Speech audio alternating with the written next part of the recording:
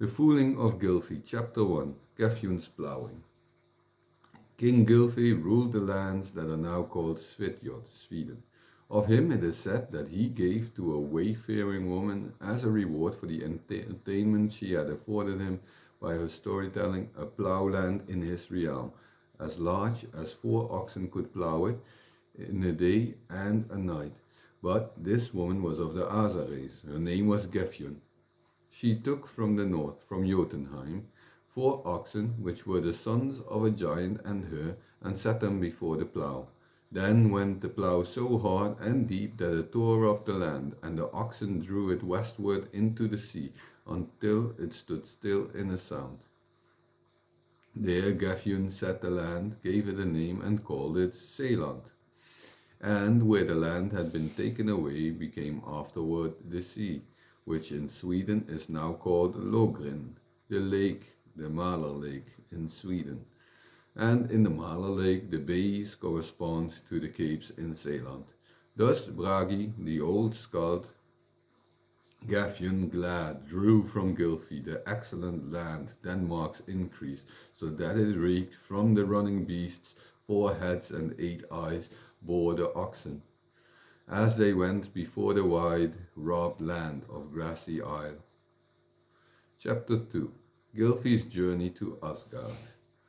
King Gylfi was a wise man and skilled in the black art.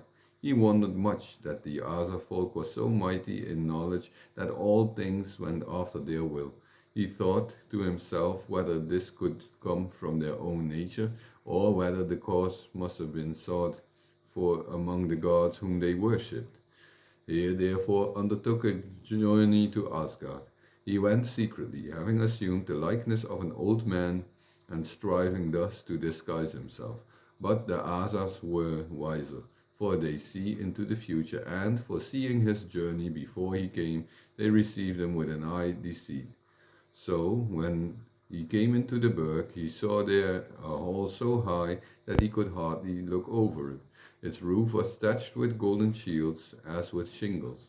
Thus says Theodulf of Vin, that Valhall was thatched with shields. Thinking thatchers thatched the roof, the beams of the burg beamed with gold.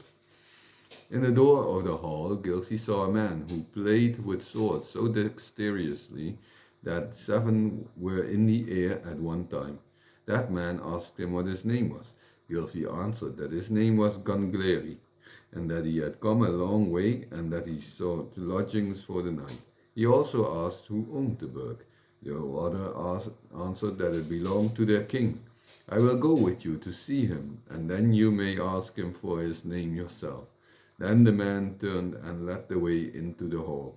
Gangleri followed, and suddenly the doors closed behind him. There he saw many rooms and a large number of people, of whom some were playing, others were drinking, and some were fighting with weapons. He looked around him, and much of what he saw seemed to him incredible. Then quoth he, Gaze all before in you go. You must examine well, for you cannot know where enemies sit in the house before you. He saw 3 high seats, one above the other, and in each sat a man. He asked what the names of these chiefs were. He who had conducted him answered the one who sat in the lowest high seat was king, and hight Har.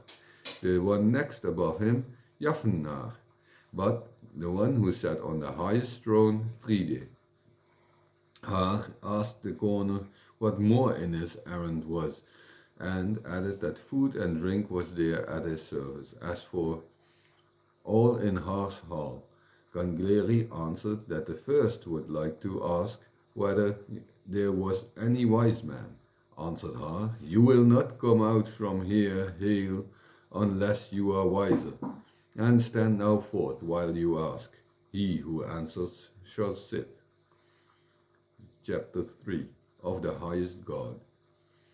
Gangleri then made the following question.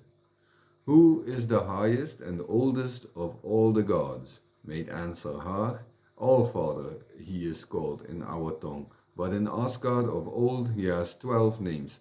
The first is Allfather, the second is Heran or Herjan, the third Nikar or Nikar, the fourth Nikus or Nikut, the fifth Fjolnir, the sixth Oske, the seventh Ome, the eighth Biflide or Biflinde, the ninth Svider, the 10th Sviderer, the 11th Viderer, the 12th Jalk or Jalk.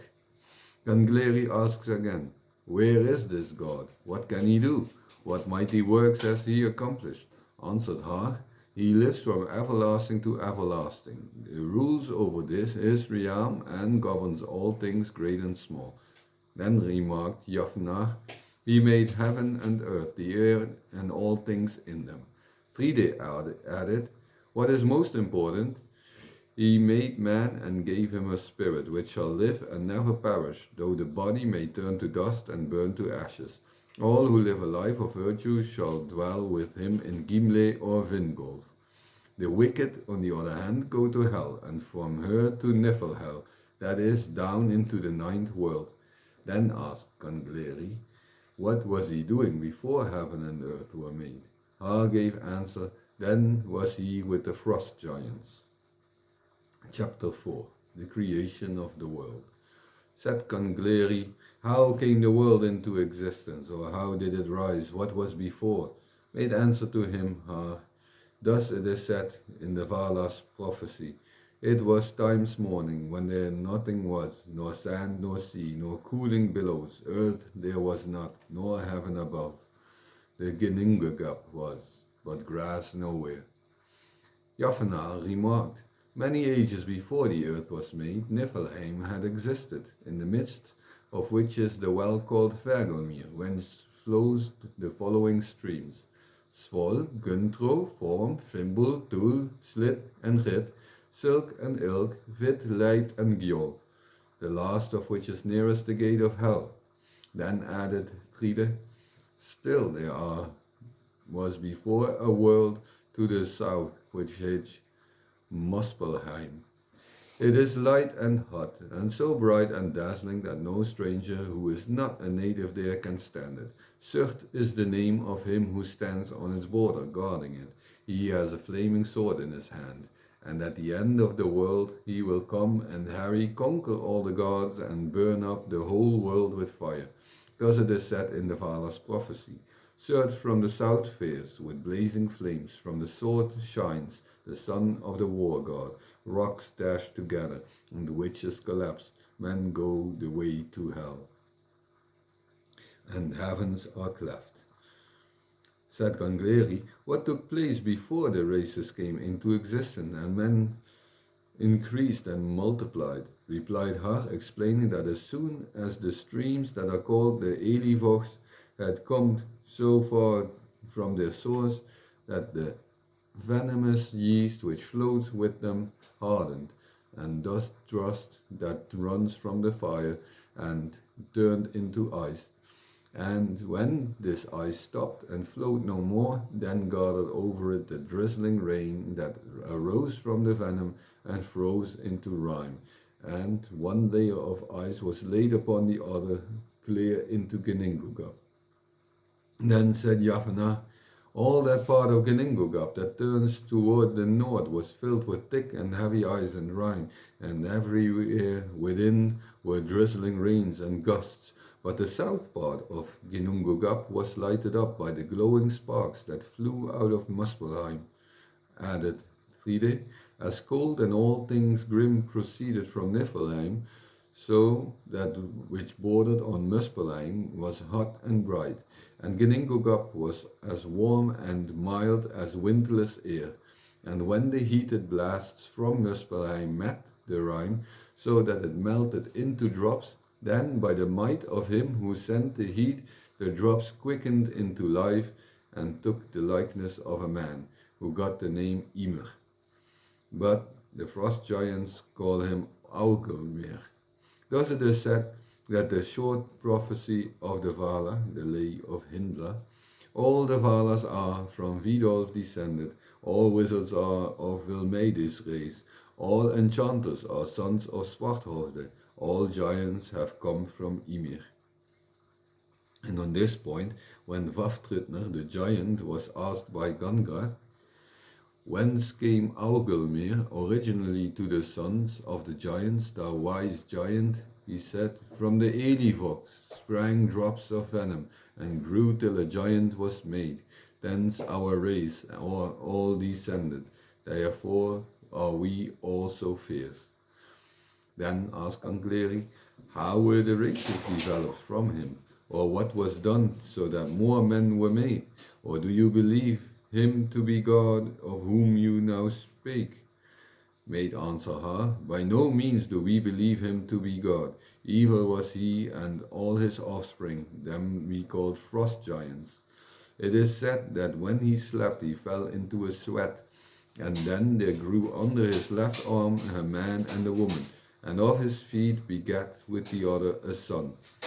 From these come the races that are called frost giants. The old frost giant we call Ymir. Then said Gangleri, where did Ymir dwell, and on what did he live? Answered her, the next thing was that when the rime melted into drops, there was made thereof a cow, which hight Audumbla. 4 milk streams ran from her teats, and she fed Ymir. Thereupon asked Gangleri, on what did the cow subsist? Answered Har, she licked the salt stones that were covered with rime, and the first day that she licked the stones, there came out of them in the evening a man's hair, and the second day a man's head, and the third day the whole man was there. This man was Buri. He was fair of face, great and mighty, and he begat a son whose name was Bor. This Bor married a woman whose name was Besla, the daughter of the giant Boltorn. They had 3 sons. The one hight Odin, the other Vili, and the third Ve. And it is my belief that this Odin and his brothers are the rulers of heaven and earth. We think that he must be so called. That is the name of the man whom we know to be the greatest and most famous, and well may men call him by that name. Gangleri asked, how could these keep peace with Ymir, or who was the stronger? Then answered Har, the sons of Bor slew the giant Ymir, but when he fell, there flowed so much blood from his wounds that they drowned therein the whole race of frost giants, excepting one who escaped with his household. Him the giants call Bergelmir. He and his wife went on board his ark and saved themselves in it. From them are come the new races of frost giants, as it is here said. Countless winters ere the earth was made, was born Bergelmir, the first I call to mind, how that crafty giant safe in his ark lay. Then said Gangleri, what was done then by the sons of Bor, since you believe that they were gods? Answered Har, about that there is not a little to be said. They took the body of Ymir, carried it into the midst of Ginnungagap, and made of him the earth. Of his blood they made the seas and lakes. Of his flesh the earth was made, but of his bones the rocks. Of his teeth and jaws, and of the bones that were broken, they made stones and pebbles. Jafna remarked, of the blood that flowed from the wounds and was free, they made the ocean. They fastened the earth together, and around it they laid this ocean in a ring without, and it must seem to most men impossible to cross it. 3D added, they took his skull and made thereof the sky, and raised it over the earth with 4 sides. Under each corner they set a dwarf, and the 4 dwarfs were called Austri, east, Vestre, west, Nordre, north, Sudre, south. And then they took the glowing sparks that were loose, and had been cast out of from Muspelheim, and placed them in the midst of the boundless heaven, both above and below, to light up the heaven and the earth. They gave resting places to all fires, and set some in heaven. Some were made to go free under heaven, but they gave them a place and shaped their course. In old songs it is said that from that time days and years were reckoned. Thus in the prophecy of the Vala, the sun knew not where her hall she had, the moon knew not what might he had, the stars knew not their resting places. Thus it was before these things were made. Then said Gangleri, wonderful tidings are these I now hear. A wondrous great building is this, and deftly constructed. How was the earth fashioned? Made answer Har. The earth is round, and without it round about lies the deep ocean. And along the outer strand of that sea they gave lands for the giant races to dwell in. And against the attack of restless giants they built a burg within the sea and around the earth. For this purpose they used the giant Emir's eyebrows, and they called the burg Midgard. They also took his brains and cast them into the air, and made therefrom the clouds, as is here said. Of Emir's flesh the earth was made, and of his sweat the seas, rocks of his bones, trees of his hair, and the sky of his skull. But of his eyebrows the blithe powers made Midgard for the sons of men. Of his brains and all the melancholy clouds were made. Chapter 5. The creation continued. Then said Gangleri, much had been done. It seemed to me when heaven and earth were made, when sun and moon were set in the places, and when days were marked out, but whence came the people who inhabit the world? Har answered as follows. As Bor's son went along the sea strand, they found 2 trees. These trees they took up and made men of them. The first gave them spirit and life, the second endowed them with reason and power of motion, and the third gave them form, speech, hearing, and eyesight. They gave them clothes and names. The man they named Ask, and the woman Embla.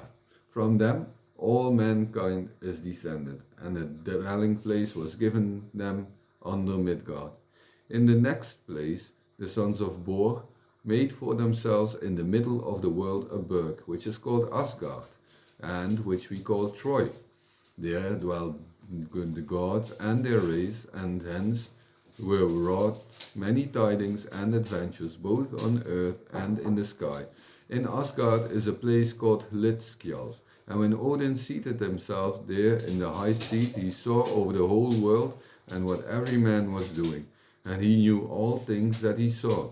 His wife hight Frigg, and she was the daughter of Fjordvin, and from their offspring are descended the race that we call Asas, who inhabited Asgard, the old, and the realms that lie about it, and all that race are known to be gods.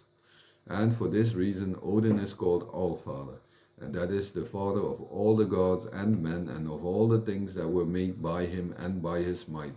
Jord, Earth, was his daughter and his wife. With her he begat his first son, that is Asator. To him was given force and strength, whereby he conquers all things quick. Norvi or Narve hight a giant who dwelt in Jotunheim. He had a daughter by the name Night. She was swarthy and dark like the race she belonged to. She was the first married to a man who hight Nagelfar. Their son was Out. Afterward she married to Annar. Jord hight their daughter.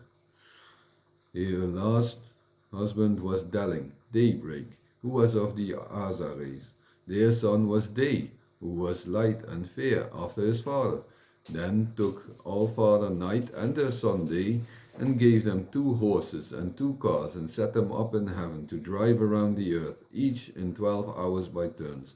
Night rides first on the horse which is called Rimfaxi, and every morning he bedews the earth with the foam of his bit. The horse on which Day rides is called Skinfaxi, and with his mane he lights up all the earth and the sky. Then said Gangleri, how does he steer the course of the sun and the moon? Answered Har, Mundalfari hight the man who had 2 children. They were so fair and beautiful that he called his son Moon, and his daughter, whom he gave marriage to by a man named Glener, he called Sun. But the gods became wroth at his arrogance, took both the brother and the sister, set them up in heaven, and made Sun drive the horses that draw the car of the sun, which the gods had made to light up the world from sparks that flew out of Muspelheim. These horses hight Arvak and Alsvid. Under their withers the gods placed 2 windbags to cool them. but in some songs it is called iron cold, ison kol. Moon guides the course of the moon and rules its waxing and waning.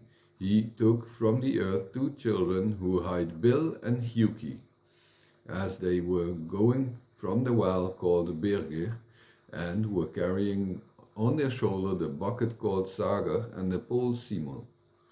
Their father's name is Vidfin. These children always accompany Moon, as can be seen from the earth. Then said Gangleri, "Swift, fair son," almost as if she were afraid, and she could make no more haste in her course if she feared her destroyer. Then answered Har, "Nor is it wonderful that she speeds with all her might. Near is he who pursues her, and there is no escape for her but to run before him." Then asked Gangleri, "Who causes her this toil?" Answered Har, "It is two wolves. One hides Skoll, he runs after her. She fears him and will one day overtake her. The other hide hate, Rotvidner's son. He bounds before her and wants to catch the moon, and so he will at last."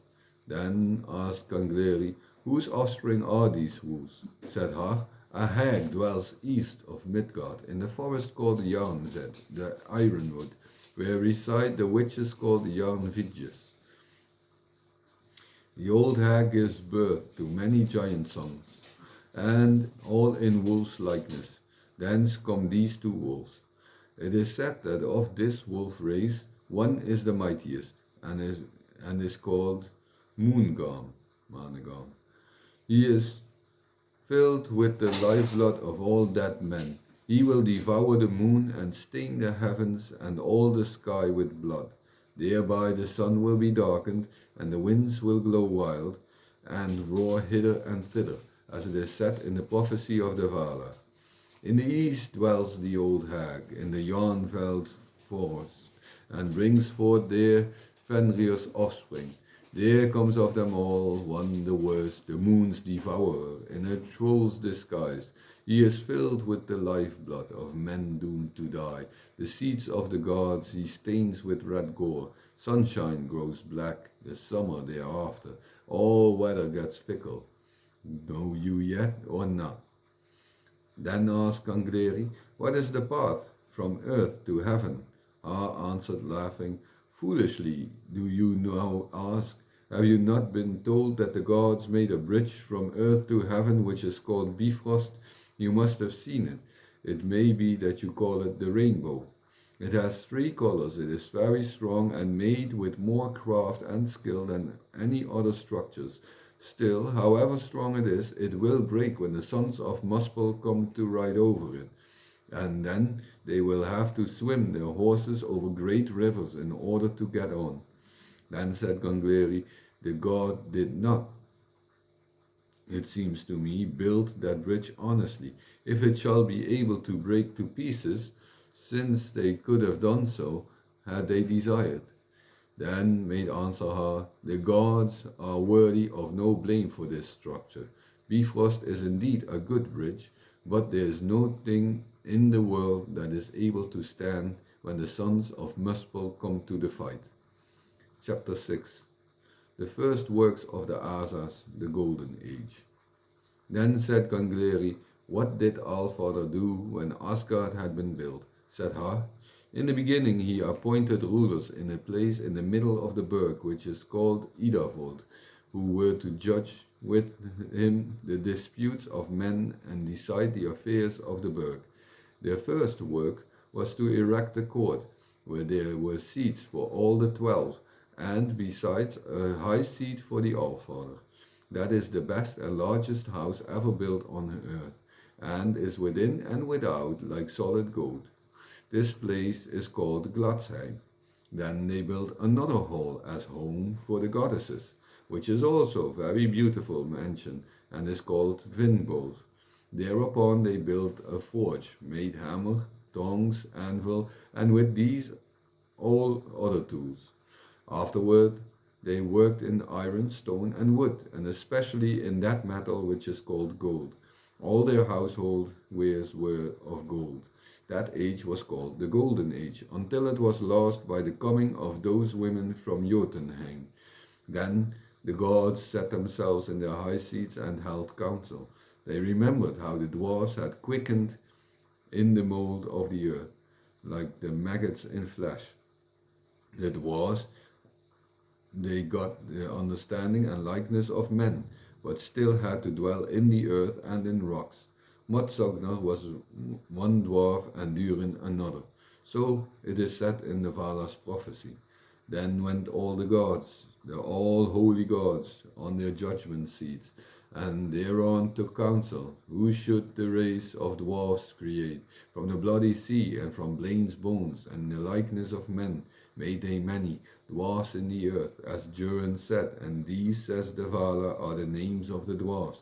Nie, Nide, Nordre, Sudre, Ostre, Vestre, Altjolf, Dwalen, Na, Nine, Nipping, Dain, Bifur, Bafur, Bombur, Nor, Ore, Onar, Oin, Mjotvidner, Vik, Gandalf, Vindalf, Thorin, File, Kiele, Funden, Vale, Tro, Troin, Tek, Lid, Vit, Nei, Neirad, Rek, Ratsvit, but the following are also dwarfs and dwell in the rocks, while the above named dwell in the mold. Draupner, Dolktvare, Hoor, Hoekstare, Letjolf, Gloin, Dore, Ore, Doef, Antvare, Hepte, File, Haar, Siar. But the following come from Sparens, how to Auervang on Jorisvold, and from them is sprung Lover.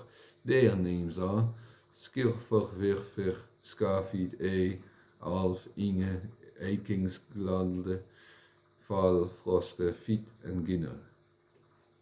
Chapter 7 On the Wonderful Things in Heaven. Then said Gangleri, where is the chief or most holy place of the gods? Har answered, that is by the ash Yggdrasil, where there the gods meet in the council every day. Said Gangleri, what is about this place? Answered Jafna, this ash is the best and greatest of all trees. Its branches spread over all the world and reach up above heaven. 3 roots sustain the tree and stand wide apart. One root is with the Asas and another with the frost giants, where Ginnungagap formerly was. The third reaches into Niflheim. Under it is Fergelmir, where Nidhogg gnaws at the root from below. But under the second root, which extends to the frost giants, is the well of Mimir, wherein knowledge and wisdom are concealed. The owner of the well hight Mimir. He is full of wisdom, for he drinks from the well with the Gjallarhorn. Allfather once came there and asked from a drink from the well, but he did not get it before he left one of his eyes as a pledge. So it is said in the Vala's prophecy. Well know I, Odin, where you hid your eye, in the crystal clear well of Mimir. Mead drinks Mimir every morning from Valfather's pledge. Know you yet or not? The third root of the ash is in heaven, and beneath it is the most sacred fountain of Urd. Here the gods have their doomstead. The Asas ride hither every day over Bifrost, which is also called Asa Bridge. The following are the names of the horses of the gods. Sleipnir is the best one. He belongs to Odin, and he has 8 feet. The second is Glad, the third Giller, the fourth Gler, the fifth Skeidbrimer, the sixth Silvertop, the seventh Siner, the eighth Giesel, the ninth Valhofner, the 10th Gulltop, the 11th Ledvet. Balder's horse was burned with him. Thor goes on foot to the doomstead and wades the following rivers. Kormt and Ormt, and the 2 Kerlogs, these shall Thor wade every day when he goes to judge near the Yggdrasil Ash, for the Asa bridge burns all ablaze, the holy waters roar. Then asked Gangleri, does fire burn over Bifrost? Har answered, the red which you see in the rainbow is burning fire. The frost giants and the mountain giants would go up to heaven if Bifrost was passable for all who desire to go there. Many fair places there are in heaven, and they are all protected by a divine defense. There stands a beautiful hall near the fountain beneath the ash. Out of it come three maids, whose names are Urt, Verdandi, and Skuld. These maids shape the lives of men, and we call them Norns. There are yet more Norns, namely those who come to every man when he is born, to shape his life, and these are known to be of the race of gods. Others, on the other hand, are of the race of elves, and yet others are of the race of dwarfs. As there is said, far asunder, I think, the Norns are born. They are not of the same race. Some are of the Asas, some are of the elves, some are the daughters of Dvalin. Then said Gangleri, if the Norns rule the fortunes of men, then they deal them out exceedingly unevenly. Some live a good life and are rich, some get neither wealth nor praise. Some have a long and others a short life. Har answered, good Norns and of good descent shape good lives, and when some men are weighed down with misfortune, the evil Norns are the cause of it. Then said Gangleri, what other remarkable things are there to be said about the ash? Har answered, much is to be said about it. On one of the boughs of the ash sits an eagle, who knows many things. Between his eyes sits a hawk that is called Vetvolner. A squirrel by the name Ratatosk springs up and down the tree and carries words of envy between the eagle and Nidhogg. Four stags leap about in the branches of the ash and bite the leaves. Their names are Dain, Dwalin, Dunay, and Durantro. In Vagelmir with Nidhogg are more serpents than the tongue can tell, as it is here said. The ash Yggdrasil bears distress, greater than men know. Stags bite it above, at the side it rots, Nidhogg gnaws it below, and so again it is said. More serpents lie neath the Yggdrasil ash than is thought of by every foolish ape, Goin and Moin. They are sons of Grafwitner, Grabak and Grafvolit, Ofner and Swafner, must for aiming things gnaw the roots of that tree. Again it is said that the Norns that dwell in the fountain of Urt every day take water from the fountain and take the clay that lays around the fountain and sprinkle therewith the ash, in order that its branches may not wither or decay. This water is so holy that all things that are put into the fountain become as white as the film of an eggshell, as here is said. An ash I know, hight Yggdrasil, a high holy tree, with white clay sprinkled, thence come the dews that fall in the dales. Green forever it stands over Urt's fountain. The dew which falls on the earth from this tree men call honeyfall, and it is the food of bees. Two birds are fed in Urt's fountain. They are called swans, and they are the parents of the race of swans. Then said Gangleri, great tidings you are able to tell the heavens. Are there other remarkable places than the one by Urt's fountain? Answered Har.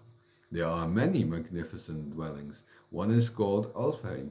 There dwell the folk that we call light elves. But the dark elves dwell down in the earth, and they are unlike the light elves in appearance, but much more so in deeds. The light elves are fairer than the sun to look upon, but the dark elves are blacker than pitch.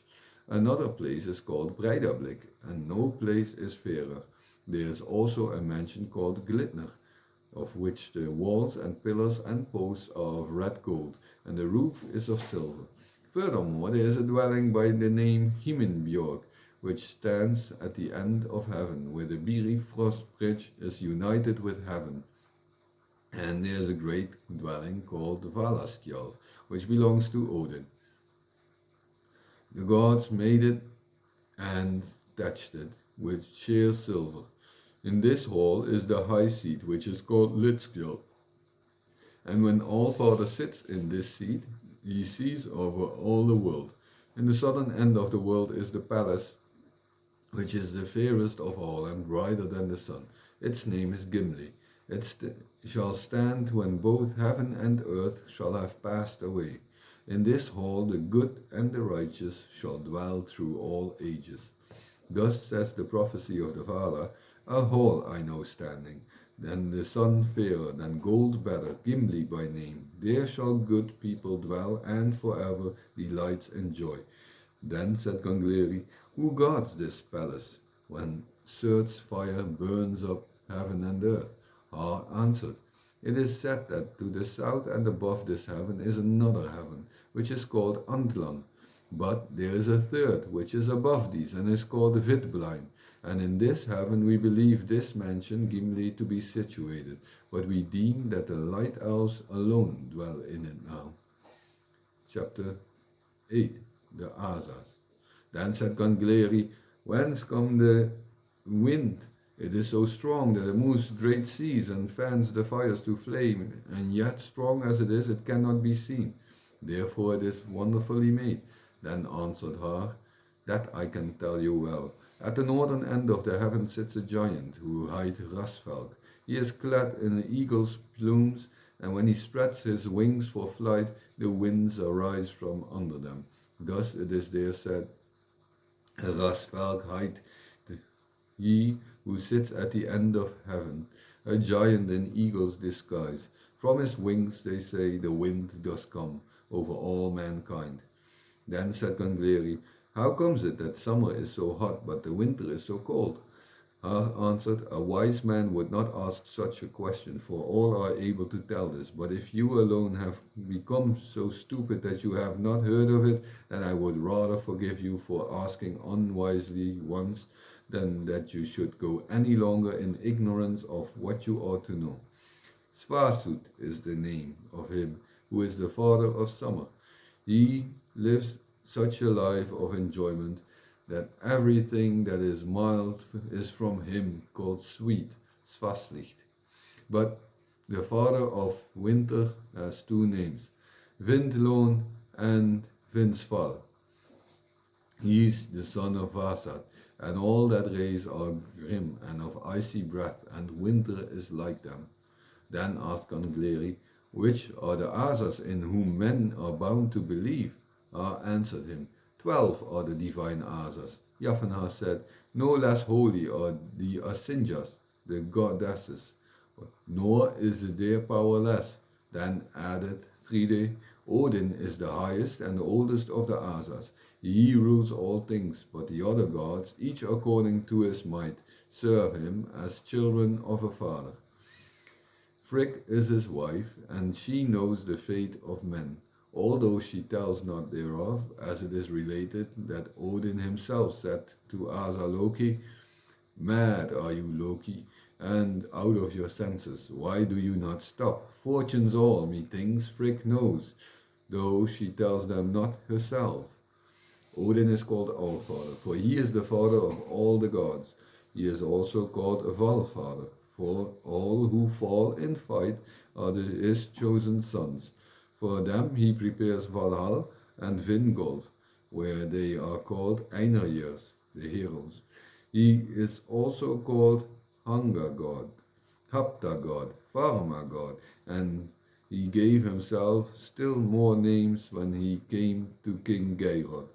Grim is my name, and Gangleri, Herjan, Jarnbore, Tek, Fride, Tut, Ut, Helblinde, Haar, Sat, Svipal, Sangetal, Hertheid, Niker, Bileik, Baleik, Bolwerk, Fjolner, Grimner, Glapsvit, Fjolsvit, Siedhort, Siedskek, Siegvader, Nikut, Alvader, Atrid, Farmatier, Oske, Ome, Jaffenaar, Biflinde, Gondler, Harbart, Svidos, Vidrer, Jalk, Kjaler, Vidur, Thro, Ik, Thund, Vak, Skulfing, Vaarvoet, Roptatier, Goud and Veratier.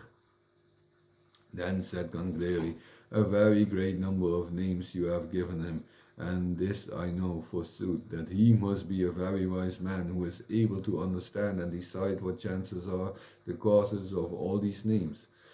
Har answered, much knowledge is needed to explain it all rightly, but still it is shortest to tell you that the most of these names have been given him for the reason that, as there are many tongues in the world, so all peoples thought they ought to turn his name into their tongue. in order that they might be able to worship him and pray to him, each in its own language. Other causes of these names must be sought in his journeys, which are told in old sagas, and you can lay no claim to being called a wise man if you are not able to tell these wonderful adventures. Then said Gangleri, what are the names of the other Asas? What is their occupation and what works have they wrought? Har answered, Thor is the foremost of them. He is called Asator or Okutor. He is the strongest of all gods and men, and rules over the realm which is called Trudvang. His hall is called Bilskirnir. Therein are 540 floors, and it is the largest house that men have made. Thus it is said in Grimner's Lay, 500 floors and 40 more, methinks has bowed Bilskirnir. Of houses all that I know roofed, I know my son's is the largest. Thor has two goats, by name Tangiost and Tangrisna, and a chariot wherein he drives. The goats draw the chariot, wherefore he is called Okutor. He possesses three valuable treasures. One of them is the hammer Mjolnir, which is the frost giants and the mountain giants well known when it is raised. And this is not to be wondered at, for with it he has split many a skull of their fathers or friends. The second treasure he possesses is Megengjarr, the belt of strength, which he girds himself with his strength is double. His third treasure is of so great value is his iron gloves. These he cannot do without when he lays hold of the hammer's haft. No one is so wise that he can tell all his great works, but I can tell you so many tidings of him that it will grow late before all is told that I know. Thereupon said Gangleri, I wish to ask tidings of more of the Asas. Har gave him answer. Odin's second son is Balder, and of him good tidings are to be told. He is the best, and all praise him. He is so fair of face and so bright that rays of light issue from him. And there is a plant so white that it is likened unto Balder's brow, and it is the whitest of all plants. From this you can judge the beauty of both his hair and of his body. He is the wisest, the mildest, and the most eloquent of all the Asas, and such is his nature that none can alter the judgment he has pronounced. He inhabits the place in heaven called Breidablik, and there nothing unclean can enter, as it is here said. Breidablik it is called, where Balder has built for himself a hall in the land where I know is found the least of evil. The third Asa is he who is called Njord. He dwells in Noatun, which is in heaven. He rules the course of the wind and checks the fury of the sea and of fire. He is invoked by seafarers and fishermen.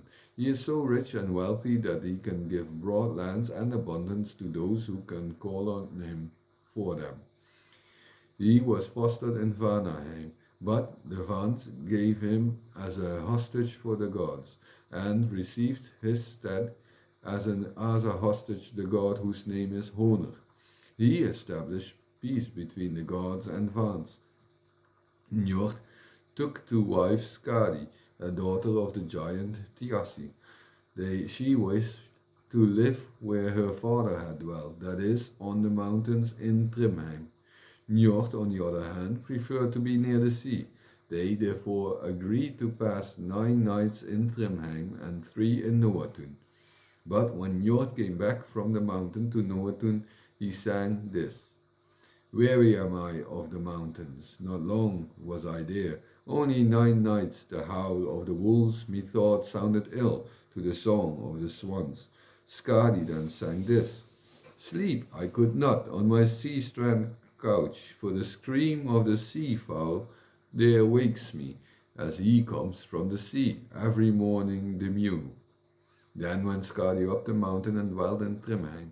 She often goes on skis, snowshoes, with a bow, and shoots wild beasts. She is called Ski Goddess or Skidis. Thus it is said, Trimheim it is called, where Thiassi dwelt, that mightiest giant, but now dwells Skadi, pure bride of the gods, in her father's old homestead. Njord in Noatun afterward begat two children, a son by name Frey and a daughter by name Freya. They were fair of face and mighty. Frey is the most famous of the Asas. He rules over rain and sunshine and over the fruits of the earth. It is good to call on him for the harvests and peace. He also sways the wealth of men. Freya is the most famous of the goddesses.